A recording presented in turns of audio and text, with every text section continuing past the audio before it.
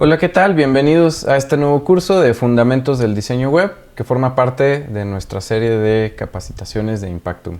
Es importante que conozcan de qué manera funciona el Internet, ¿sí? Cuando yo escribo en mi navegador un sitio web, pasan una serie de cosas detrás que es importante que conozcamos. En primera, cuando yo mando una dirección, se consulta en el Internet quién es el dueño de ese dominio, ¿no? En primera el registro. Por ejemplo, si yo escribo facebook.com, lo primero que hace es checar, ok, ¿quién es el dueño de facebook.com? Y luego eso me manda a un servidor de nombres.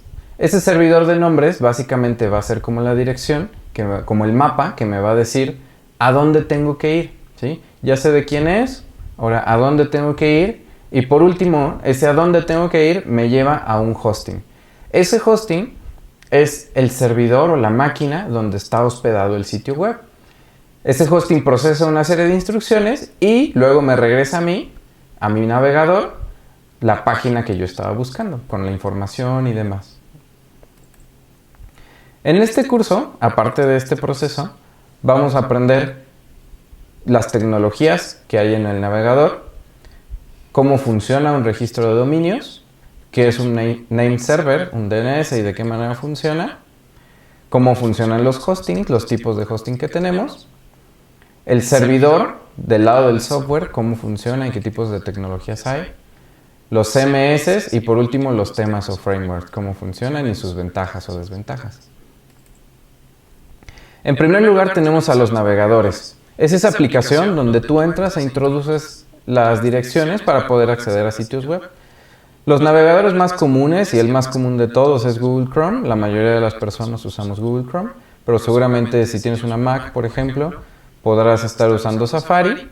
Si tienes una computadora con Windows y no has cambiado tu navegador por default, podrás estar usando Microsoft Explorer o podrás usar otras tecnologías alternativas como Firefox, Opera o demás, ¿no? Esto es importante porque a la hora de hacer un sitio web, es importante que consideremos los navegadores por lo que la gente nos visita. Cada navegador es un mundo y a pesar de que todos usan tecnologías similares, las páginas se pueden visualizar diferente en cada uno de ellos. Esto es importante que lo sepamos. Después, las tecnologías del navegador normalmente usamos principalmente HTML y CSS.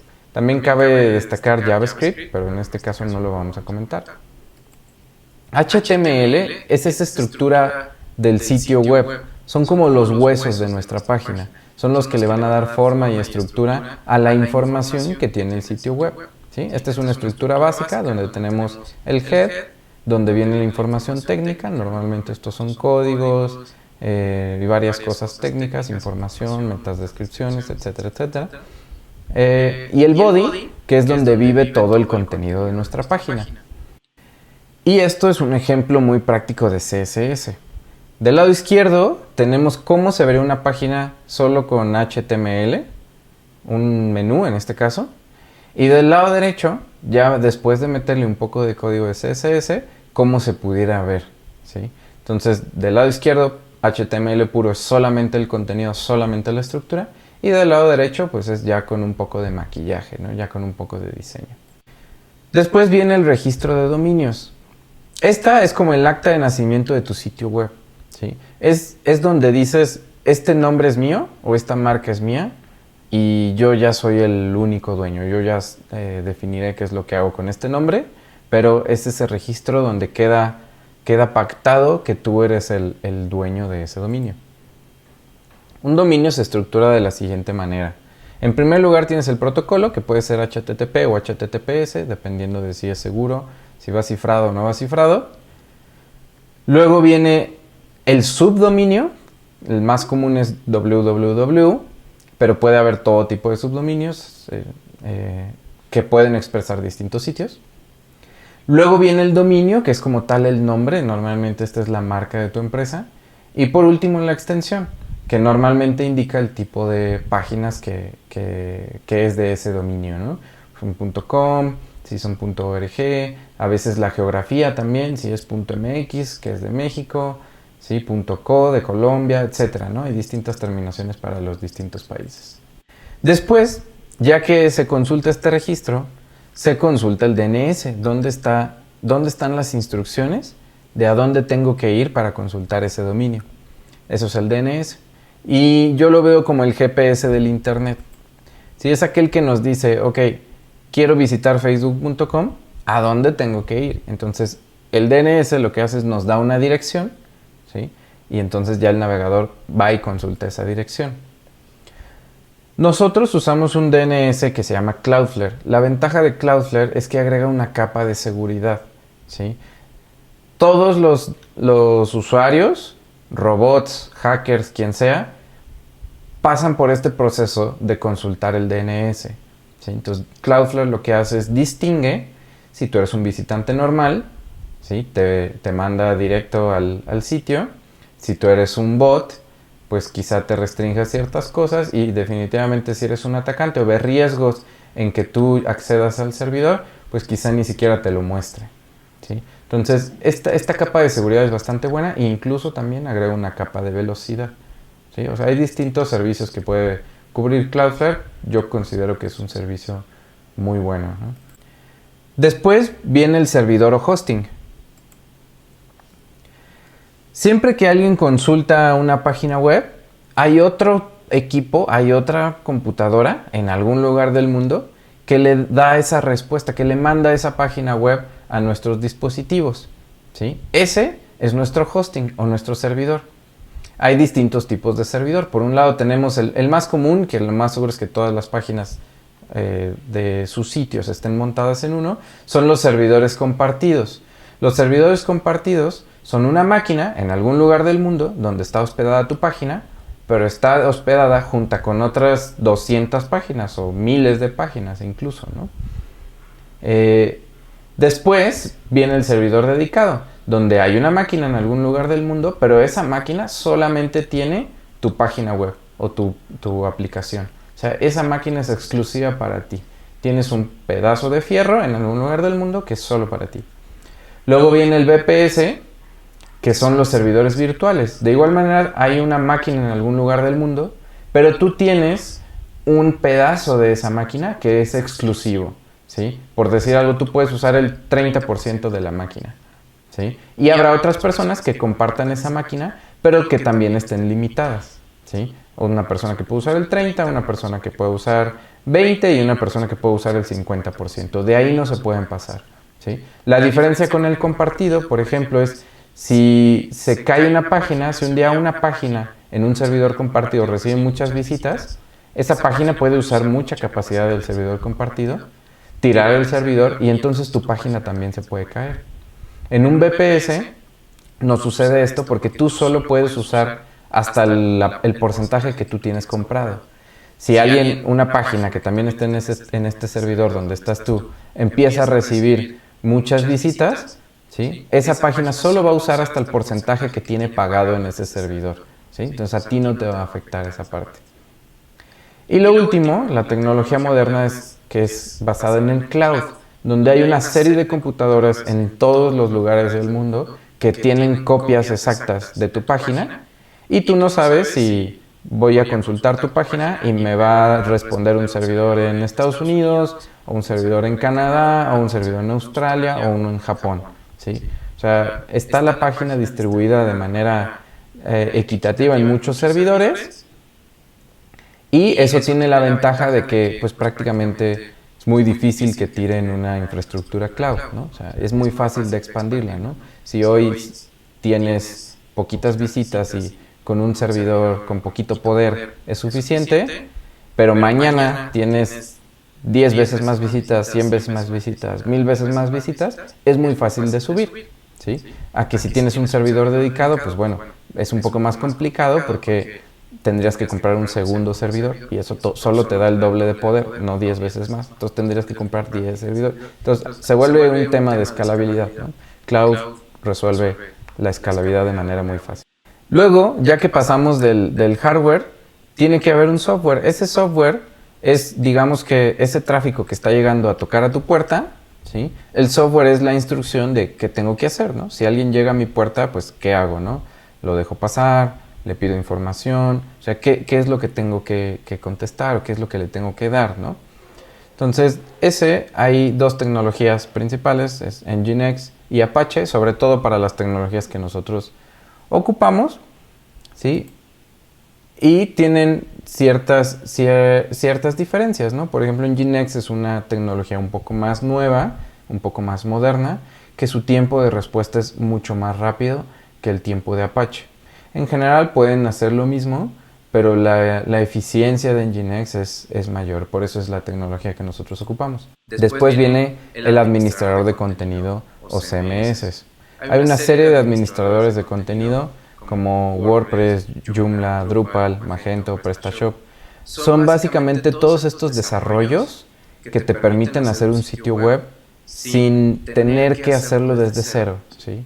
Si tú quieres hacer, por ejemplo, en el caso de Magento, que es una solución de e-commerce, si tú quieres hacer un e-commerce, ¿sí? Pues tienes que pensar en de qué manera van a entrar los usuarios, de qué manera vas a distinguir al que es el dueño de la tienda, al que es el que solo va a comprar, tienes que guardar en una base de datos ciertos datos. Ahora la tarjeta de crédito no la puedes guardar porque no es un dato que puedas tener acceso tan sencillo. Entonces, hay una serie de restricciones a la hora de montar un e-commerce que tienes que pensar si es que quieres hacer un e-commerce, ¿no? Magento ya lo hizo todo por ti. Magento ya lo pensó antes, ya lo desarrolló, ya es una plataforma a nivel global, ¿sí? que tiene una serie de soluciones para que no tengas que hacer eso tú, ¿no? Lo mismo con WordPress, Joomla, Drupal, PrestaShop para sus respectivos nichos. Entonces el CMS tiene la gran ventaja, el usar un CMS contra usar un sitio artesanal. El sitio artesanal yo le digo a todos esos desarrollos desde cero que hacen los programadores, ¿sí? Tiene la ventaja de que la mayor parte del sitio ya está hecha. Te vas a ahorrar muchísimo tiempo. El tema de autentificación de usuarios con la mayoría ya lo tienes. Tema de creación de páginas, las URLs, todo eso ya lo tienes. Que cuando haces un desarrollo propio, normalmente tú lo tienes que diseñar, lo tienes que pensar. Después, resuelve un montón de problemas técnicos out of the box, ¿sí? Temas como, por ejemplo, que es fundamental, el SEO. La mayoría de los CMS ya tienen una implementación de SEO o tienen alguna funcionalidad relacionada con el SEO, ¿sí? Si no la tienes, si tú vas a hacer un sitio desde cero, pues lo tienes que diseñar tú. Y a menos de que seas un experto en SEO, pues creo que es bastante difícil que lo implementes. Después, cualquier CMS puedes expandir sus funcionalidades fácilmente con plugins. La mayoría de las veces, sobre todo con WordPress, creo que es de las comunidades que más desarrollo tienen, puedes crear desde un sitio web de portafolio de proyectos, un sitio web para e-commerce, un blog, un foro. Puedes hacer una serie de cosas gracias a los plugins que ya vienen y que la mayoría son gratuitos, ¿sí? Entonces puedes crear cualquier tipo de sitio web sin necesitar programar necesariamente toda la solución. Luego tiene soporte por millones de usuarios. La mayoría de los CMS, sobre todo los que son open source, ¿sí? Los códigos son abiertos. Hay una serie de programadores alrededor del mundo que contribuyen a mejorar estos CMS y que son expertos en él. Entonces, siempre que hay un problema, aparte de por su uso, como son programas muy usados, cuando tienes un problema en tu CMS, lo más seguro es que alguien en algún lugar del mundo ya haya tenido exactamente el mismo problema y en algún lugar encuentres la respuesta de cómo solucionar ese problema. Entonces el soporte suele ser muy bueno. Hay otros CMS que son hechos por empresas privadas. Por ejemplo, HubSpot es uno de ellos. HubSpot, dentro de sus muchas funcionalidades, tiene funcionalidades CMS.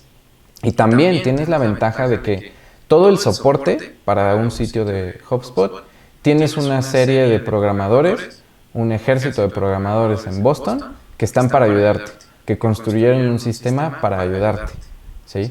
Y si haces un sistema artesanal con algún equipo de ingeniería interno, pues esos es los únicos que le pueden dar soporte a tu sitio, ¿sí? Entonces dependes de ese único programador que programó tu sitio para que le dé soporte, ¿sí? Cuando acá tienes un equipo de profesionales top of the line que son expertos en el producto y te pueden ayudar, ¿no?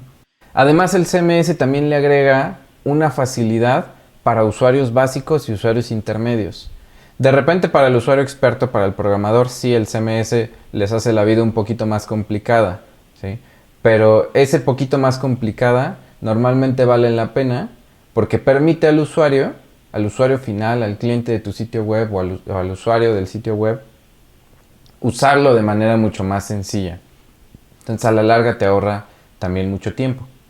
¿Qué desventajas pudiera tener? Pues que son más vulnerables a hackeo. Por lo mismo que son más populares o son más usados, los hackers suelen tener preferencia por hackear sitios más usados, ¿no? El tiempo que inviertan en hackear un WordPress, por ejemplo, pues lo pueden ocupar en cientos y miles de sitios que usan WordPress, ¿no? Quizá si haces un desarrollo artesanal, pues sea difícil que te hackeen. Tampoco es imposible, depende de la experiencia del que haga el sitio, ¿no?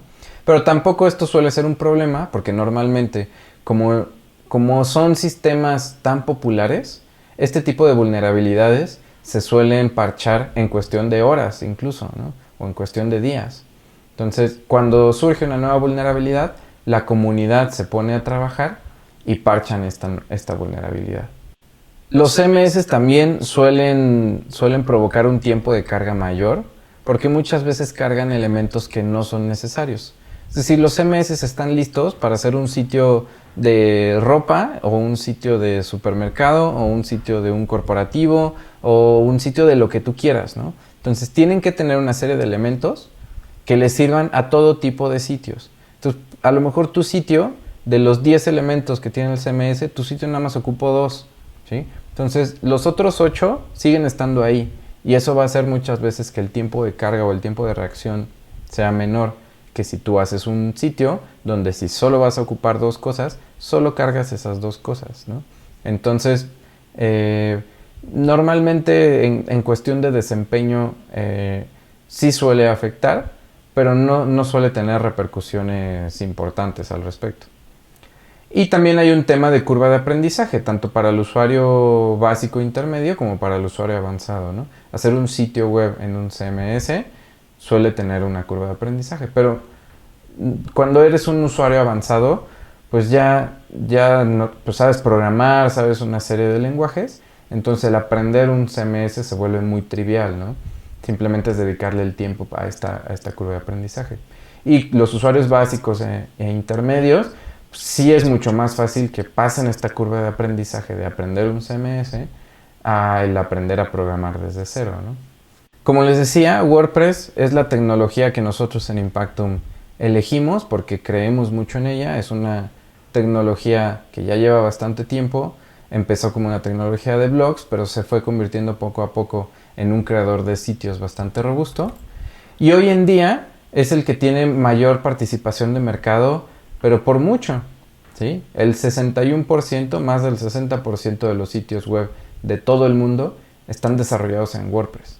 Entonces, esto es importante porque significa que si ocurre un error en WordPress, si hay una vulnerabilidad, pues lo van a arreglar inmediatamente porque no solo te afecta a ti, le afecta al 61% a cientos de miles de sitios web alrededor del mundo. Ahora, los temas y los frameworks son esa siguiente capa, ¿no? El CMS es la forma de administrar el contenido, pero ¿cómo lo hacemos ver bien? ¿Sí? Existen una serie de temas, ¿sí?, que son básicamente sitios web prediseñados, de manera que tú puedes comprar un tema de un sitio web de tu categoría, un sitio web que te llame la atención, instalarlo y en cuestión de minutos ya tienes tu sitio, ¿sí? Entonces esto te permite hacer sitios web de manera muy rápida, muy económica, ¿sí?, y con diseños de calidad mundial. También la mayoría de estos temas son hechos por expertos en UX, por expertos en diseño web. Entonces no tienes que tú ser un experto en diseño web para poder tener un sitio web diseñado por un experto. Y por otro lado están los frameworks, que es como nosotros trabajamos en Impactum, que son otro tipo de soluciones que te permiten hacer tus propios temas, ¿sí? Que a veces ellos también tienen temas, pero te permiten a ti diseñar tus propios temas, ¿no? Hemos trabajado con Divi, con Elementor, Visual Composer, con Tribe, con todos hemos trabajado, funcionan de manera muy similar y tienen funcionalidades que te permiten hacer por medio de bloques, sin necesidad de programar, la maqueta de tu sitio web y ponerle el diseño de manera muy sencilla. También incluso algunos de ellos le permiten a los usuarios editar el sitio web desde la ventana del sitio, ¿no? Nosotros en Impactum usamos Divi, creemos que es una tecnología bastante buena, es un editor bastante sencillo, que tiene muchas capacidades, o sea, que te permite hacer prácticamente cualquier tipo de diseño web que se te pueda ocurrir, ¿sí? Que tiene muy buen soporte, que sigue teniendo soporte, sigue teniendo actualizaciones, cada día lo mejoran, ¿sí? Y sobre todo creo que lo importante es que puedes editar los sitios web desde el editor visual, ¿no? Lo que le llaman what you see is what you get, ¿sí? Puedes editar tu página web, tu texto, todo, ¿sí? Y tal cual como lo veas en el navegador en el momento que lo estás editando, tal cual así se va a ver al final. Entonces, eso le da mucha facilidad al usuario porque le permite él mismo poder entrar y cambiar la forma en que se ve su sitio web. Muchas veces ni siquiera es algo complejo, nomás es cambiar una imagen, un texto, un título, un botón, un acento, lo que sea, ¿no? Entonces, este editor es muy amigable con las personas, con los usuarios básicos y también, sabiéndolo usar, con los usuarios intermedios. Nosotros vamos a generar un curso muy específico de cómo usar Divi para el diseño web. Y para cerrar, los quiero dejar con un mensaje. Hoy en día no es necesario ser programador para poder hacer diseño web. Ya hay una serie de tecnologías que nos permiten acceder a temas avanzados sin nosotros ser usuarios avanzados. O sea, no necesito saber HTML, no necesito ser un experto en SEO, no necesito ser un experto en UX para poder hacer un sitio web con calidad profesional y poder tener los resultados que quiero con mi sitio web.